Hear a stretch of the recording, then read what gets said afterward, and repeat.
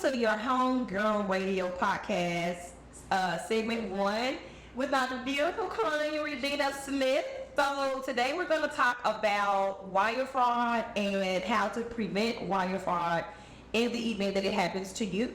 This is a very common thing, and I just wanted to touch bases with you guys so that you know on the things that you can do to be better prepared. And in the event that something ever does happen, we hope it wouldn't, but in the event that it does, we want you to be completely prepared on how to retrieve your funds if possible. So tell me what happened. Like what led up to you wiring the money? Like what you feel like when you found out that your money was gone, and then when you actually sent it to. Yes, I got crazy. I sent it to a criminal, guys. I got gas. So I was anticipating this closing. Crystal and I had been working on this deal for quite some time. We were at this fabulous historic home. All our ducks was in a row. We were just ready to tie the key out. Even started my site up to begin taking in bookings. It was an investment property. The Wednesday was 2 days before closing. We were scheduled to close on a Friday. I received wire instructions on a Thursday morning. So typically you get your wire instructions 1 to 2 days before your closing. I got those instructions 8 a.m. Thursday morning. I'm thinking it's business as usual. I work remotely. So I was working. I said, hey, when I have a lunch break, I'm going to run out and send the wire. I get to the bank around 12. I'm ready, right? I printed out the stuff. Nobody print anymore, but I was so prepared. I had my paper. I went up to the bank. I was with one of the larger banks. And I gave the bank attendant the information. She didn't call out anything. She didn't say anything looked suspicious. Nobody, told me. Now, I will say this. Prior to, Crystal did say, make sure that you watch out for wire fraud. But But that was in the beginning of everything, so then really meant something that we would have thought process. And then you were busy that day. Remember that had a lot going on. I was working. It was a very, very busy, from 8 in the morning to maybe 5 that evening. I had meetings back to back. So I get to the bank, I send the money. I come back, I'm super accomplished. I text you, I said, hey, I sent the funds, be good to go for Friday. And then later that evening, maybe about 2:30 or so, I get another set of wire instructions from the title company. And I'm like, what the hell? I'm already sending the money. Yeah. So I think, how did you feel in that very moment? Was it immediate, oh shit? Was it, oh shit? It wasn't immediate. It took me maybe 30 or 40 minutes to wake up. Because at first I was maybe they just double sending it or, making sure I got the information. And then I looked back and I was like, no, this looks so different. The first set of instructions I got. And that's when I was like, I don't have time to call anybody on the phone or reach out. Because, if you reach out to the title company or your realtor, they're busy too. They may or may not answer. So I hopped in my car. Thank goodness I don't leave too far from the title company we're using. I drove down the street. I walked in the office and I asked them, I said, hey, I got 2 sets of instructions. What's going on here? Girl.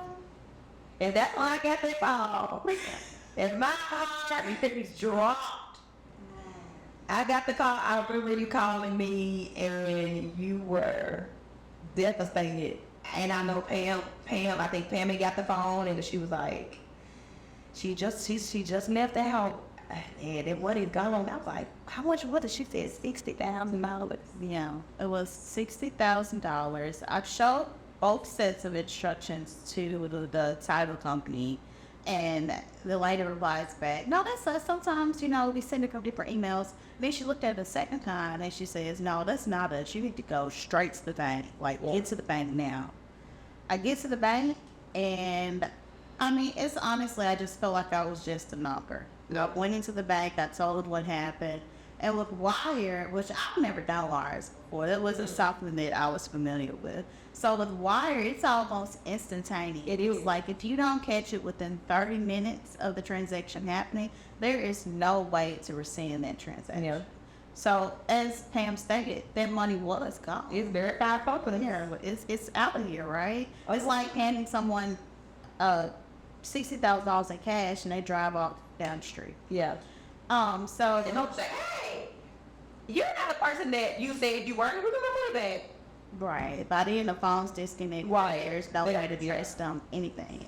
So at that point I called Crystal and I am devastated. Even now just thinking about it makes me, kind of emotional. Because I just thought about like, my family, we do okay, but we don't have like that to just give $3,000. Absolutely. Right. So I'm thinking about my husband, like how hard we worked to put this money together to start this next. And you mentioned that from the beginning. Venture and all of this thing. Exactly. Like, really making those sacrifices so in the future we can be in a better position. Newlywed, new baby, just $60,000. Girl, I mean, some people, that's a year's salary. You know what I'm saying? Like, gone in 60 seconds. A blink of an eye. I could not battle.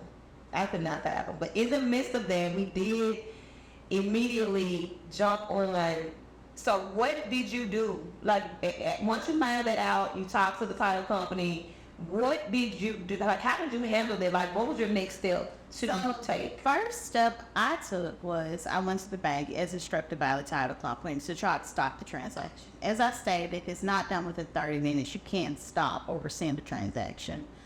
So I just became a number. They put in a ticket for me through the bank system. It was like a 100 number, right? We'll investigate and we'll get back to you. Money had been good as bit by then. Exactly. So I'm sitting in the car, basically crying. Like, I didn't know what else to do. And Krista tells me, you can't let this be the end of your story. You're not going out like this. You got to fight it. And you think about this, like, nothing good comes easy, right? It's a reason why the devil puts things in your butt to block you, right? So she was 100% right. I mean, I was defeated. I was broken, y'all. I'm there out. What is going to happen with my husband? Like, how is this going to impact our future? Like, what's next for us? And she said, you got to do something. So you were instrumental, girl. Thank you. Well, you were a blessing for it. I was not going to let you well like that. I remember you said, I found a police report, and it was like, girl, fuck that police report. We need to talk to somebody else, because they're not going to leave a take for That's what I say, the give you. Yeah, they were so hands off. Yeah, the police 3 weeks later. The Shelby County Sheriff's, Valdez County. So I heard from the Shelby County Sheriff's 3 weeks later. But and I can't agree with somewhere living off of this money. Yes. So Crystal found something. She Googled what to do when scam or fraud happens. She kind of gave me a link.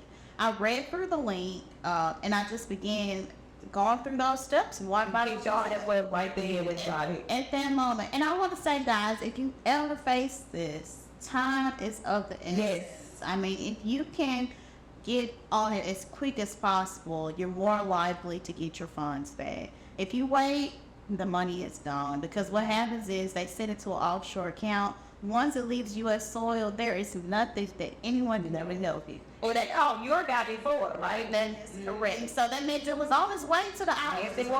It was in Florida. It was on its way. So yeah, I enacted the steps. Step 1 is going to be to put an IC3 form in. You can do this online, or you can go directly to your local FBI agent. IC3 form, and that is with the FBI. That is through the FBI, yeah. So it's an IC3 form, and it's going to ask you basically all the details of the event, the account you wired the information to, your account information, all of that. So you can't talk to anybody else. You can't talk to an agent or anyone in person until you've completed that form. So then once I completed the form, I called the FBI and I said, hey, yeah, I followed the IC3 form. Is there anything else I should do? At that point, the FBI told me, no, ma'am, there's nothing further. Please wait on our response. But I couldn't stop there. Crystal had lit a fire. Right?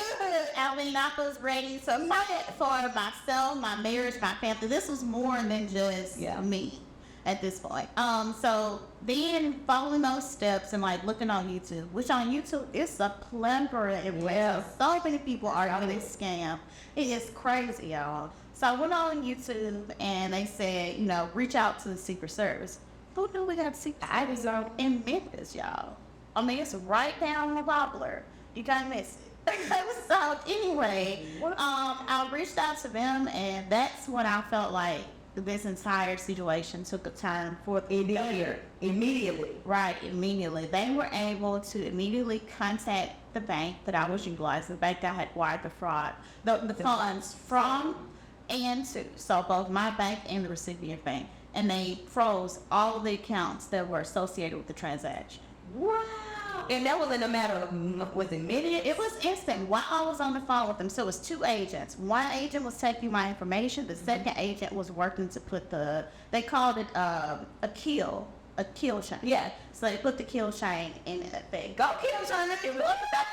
Yeah, go secret service. You know, what's those $10 are going towards something. Where you know? Oh yeah, I wonder what happened. So yeah, they put the kill chain in place and they were immediately able to stop it. But here's the kicker though. They later got back to me and told me, although they froze all the accounts, the funds had already been withdrawn from that account.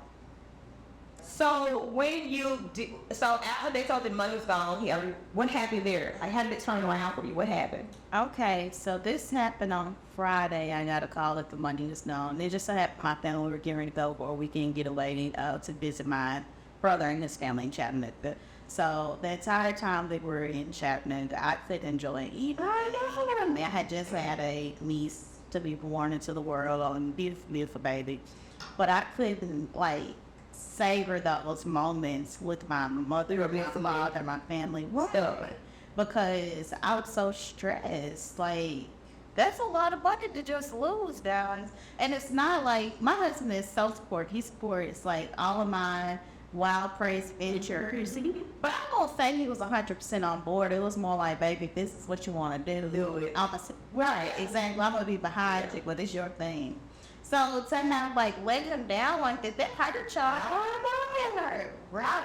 You were very, that was the biggest thing. That was the first thing that you said. You was like, I don't know how much that my husband is. And just the first thing you said was, how did I know to tell my husband? I lost $60,000. It's not like I went on a shopping spree. I didn't have no Chanel. And you're extremely educated. Yeah, I didn't have no Chanel bags. I went at the casino, no habits, none of that. So literally, I walked up to a random person and had $60,000. That's literally what it was. So that weekend was hell, y'all. I mean, I wouldn't wish that on my worst enemy. But Monday morning, there's a light at the end of the tunnel. I gotta call it 6 a.m. It was the crack of dawn because they're on Easter, right? So it was actually the Secret Service group out of Florida. And like I said, down Eastern time, so it was 7 a.m. their time. And they called and they said that majority of the money had been recovered. Whoa! I mean, I can't say nothing, but that was God. It was nothing but God. Because he was like, okay, and God said, I got you a lesson. Don't do this shit no more. But the point of it. Exactly. It's like, you waited walked up to where I felt it, you punished me. Yes. But then at the end, you was like, I'm still going to allow you to prosper because you are faithful to me or something like that. I can appreciate it's not my bad. Do you honestly think that there was something in the message? Because talk about percentages. Less than, I would say I remember the Secret Service they told me, she said less than 5% actually recovered the money that are taken by It's a very, very small number. And I will tell you, when you start dealing with the government, $60,000 sounds like a lot of money to me. Yeah, I don't know what other people's tax brackets are, but that's a large sum. Absolutely. Especially they just have nothing. Exactly. Right. But they honestly don't deal in cases that are less than $250,000. So it was just favor all throughout the whole thing. Right. And I remember everything very vividly. I remember the entire thing vividly. I remember where I was. I remember what I was doing. I remember everything about it. And even the agent of the home, to this day, she calls me and asks me about you. The agent, she still to this day, she's just like, I really hate that happened. And I'm just like, normally as an agent, when we have to notify another party, hey, it didn't work out, sorry, we can't sell the house, then we can't buy the house. She was very supportive. She was just like, I'm so sorry to hear that. I hate to hear that. And I do know that they did take the earnest money, but that was only a drop in the barrel for what they lost over their end too. because just being to speak it, They lost some bookings. they lost a lot of bookings. They canceled all the bookings. They had only started to look like Everything. Yeah. They did repairs on the home they did. from the negotiation. And they actually want to leave everything there, you guys. This was a ready-made. It was turnkey. It was Yeah, and she literally had multiple weeks of bookings already in place. So I think that at this point, your losses definitely did not even just monetary wise, just the gains that you gained. It opened up your eyes, and if you weren't naive, so if you think that you're not know 100%. I mean, it's taught me a lot about vetting the individuals you work with. Like, if you are attempting to do real estate, not just investment, but any side of real estate. If you're buying a primary home or something for your children to live in, anything like that, make sure your entire team is solid. Yeah. Make sure that you interview. I mean, I know you don't want to do a question and answer, but look up reviews. Just like you would for a doctor that's about to do some type of surgery on you, or if you get ready to go to a hotel or resort, you look up those reviews and read them. Look up those reviews. Make sure you understand who you're dealing with. Whether that's your mortgage lender, your title company, your real estate agent, it has to be people that you trust, and even your bank. I mean, one thing that me and my husband have done coming out of this, we've moved to a smaller local. Good. Yeah, someone that's like not either on your behalf or something like this comes up, because $60,000 is a large sum of money for no one to ask any questions about who you sending it to. Is this the right account? Is this the, there was none of that. Yeah. And it could have been immediately stopped at the bank, right? And since then, I want to share with you that I have implemented a whole system with the title company. So where now when they send the wire instructions, you have to call them and ask for the last 5 digits of it. So that's something that the buyer or seller, whoever is receiving or sending funds, they have to call, and we can tell them, hey, if you do get some instructions and if it has the entire number on there, then it's fine. It's automatic fraud. Something's wrong. Yes, because I think we get comfortable in a lot of our everyday procedures that I do a lot of wiring myself. Because I do a lot of investing and Our favorite transactions. yeah, I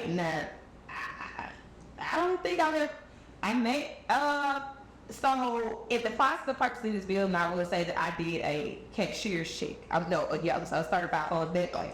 But normally what I do, I don't think I ever wired that much money. See, so I don't think I've ever wired $6,000. But I had a problem when I looked at those wire instructions. I was like, why did the bank not ask you? Because there was only one question they could have asked you.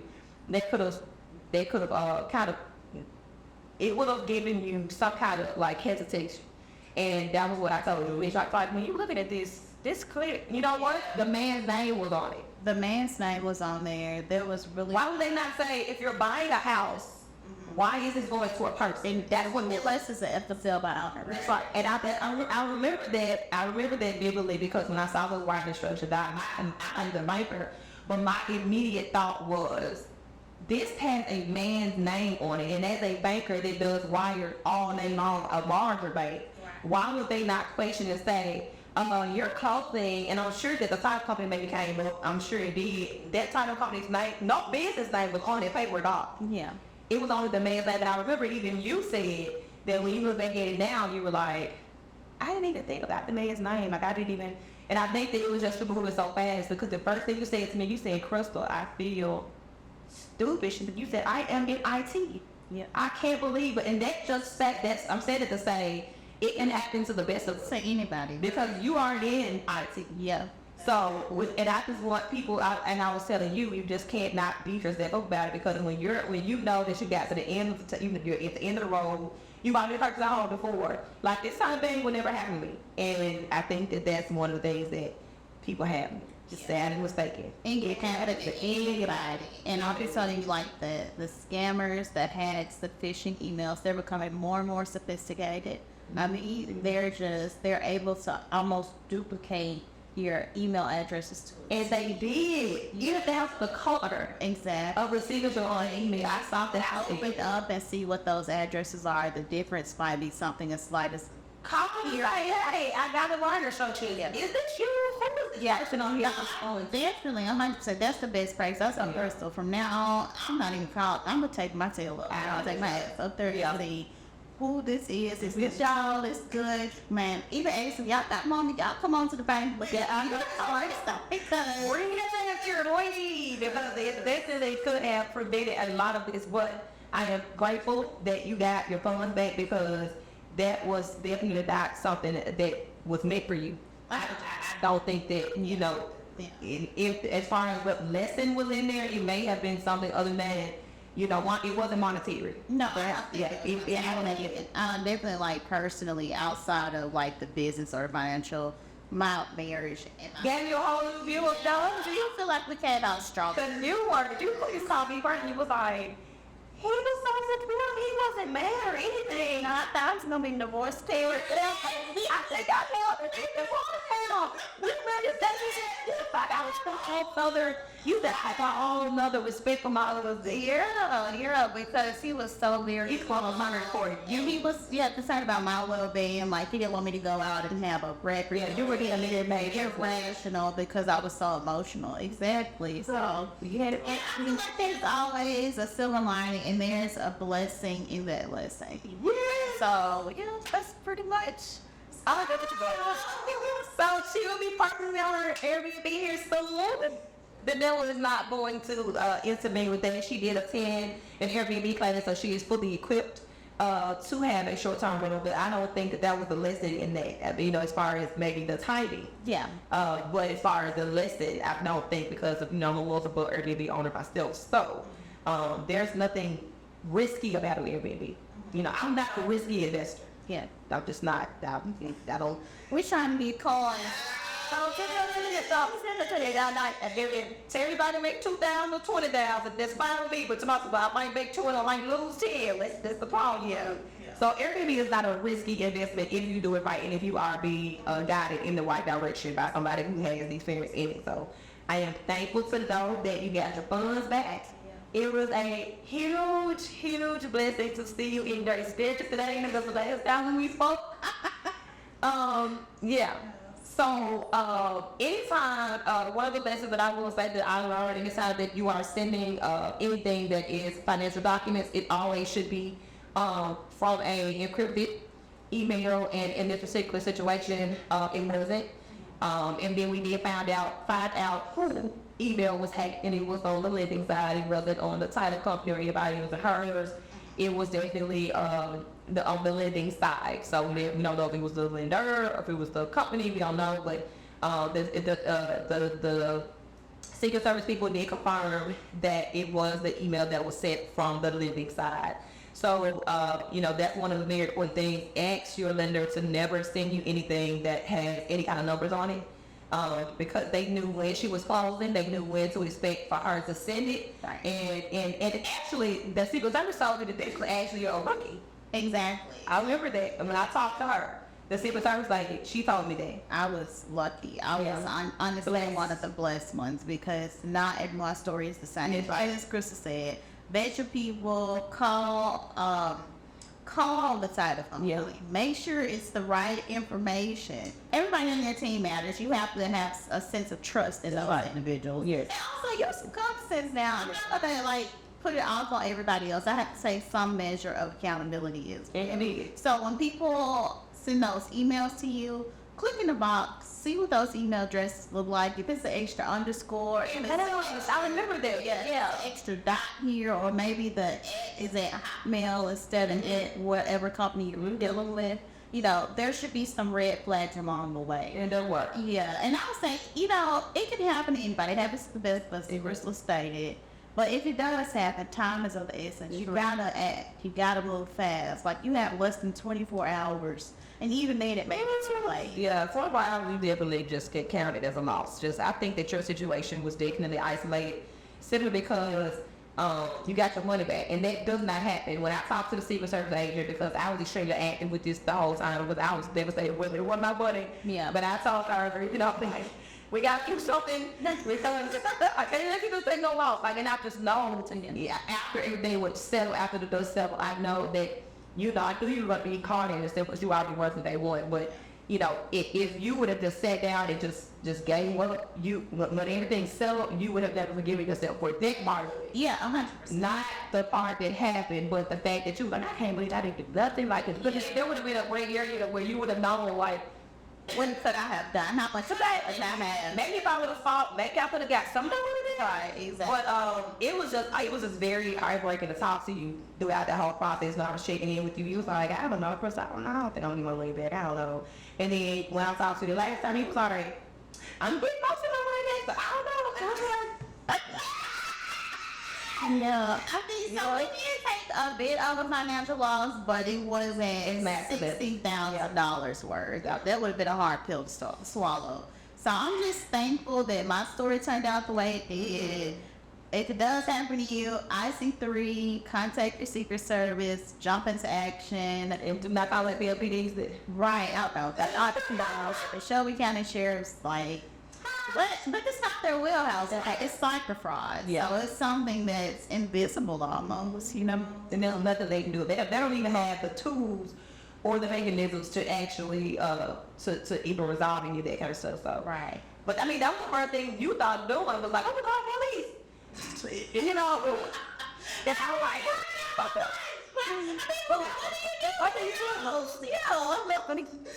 But I know when I was in my bed and I put with that, and I was like, oh, these are the things. That's when I found that man, and I was like, but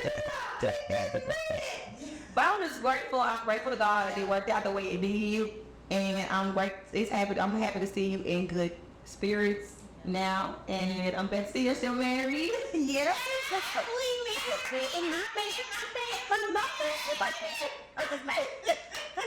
It was a pleasure. I will be moving on with bigger and everything.